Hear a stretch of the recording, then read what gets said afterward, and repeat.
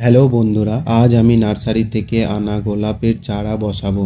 অনেকেই ভুল পদ্ধতিতে লাগায়, তাই আজ আমি স্টেপ বাই স্টেপ দেখাবো ঠিকভাবে গোলাপ লাগাতে হয়। ভিডিওটা শেষ পর্যন্ত দেখবেন। প্রথমে আমি সয়েল মিক্স বানাচ্ছি। এখানে আছে 30% garden soil, 30% compost, 25% sand, 15% rice husk, কিছুটা নিম কেক। এই মিক্সটা ঝরঝরে হবে যাতে পানি জমে না থাকে, আবার প্লান্টও ভালো নিউট্রিশন পাবে।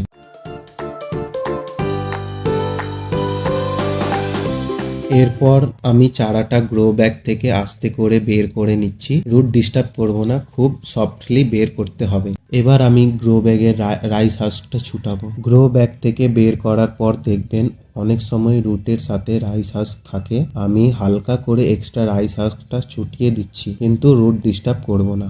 এবার আমি নিচ্ছি 6 ইঞ্চি একটা মাটির পট ইউজ করলে রুট ঠান্ডা থাকে আর ড্রেনেজও ভালো হয়। এবার পটের নিচের ফুটাটা আমি একটা ছোট পাথর দিয়ে ঢাকছি, যেন মাটি বেরিয়ে না যায়, কিন্তু পানি বের হতে পারে। ফুটা বন্ধ করব না। এবার পটের মধ্যে প্রথমে একটু সয়েল মিক্স দিয়ে বেস রেডি করছি। এবার প্লান্টটা মাঝখানে বসিয়ে দিচ্ছি। দেখতে হবে যেন গ্রাফটিং এর ডাল মাটির নিচে না যায়। এবার চারিদিকে মাটি দিয়ে ভালোভাবে ভরে দিচ্ছি আর হালকা করে প্রেস করে দিচ্ছি। এবার আমি যতগুলো খারাপ পাতা আছে সেগুলো সব কেটে দেব। আমি আমার কাটারটা স্যানিটাইজ করে নিয়েছি, তোমরাও করে নিবে।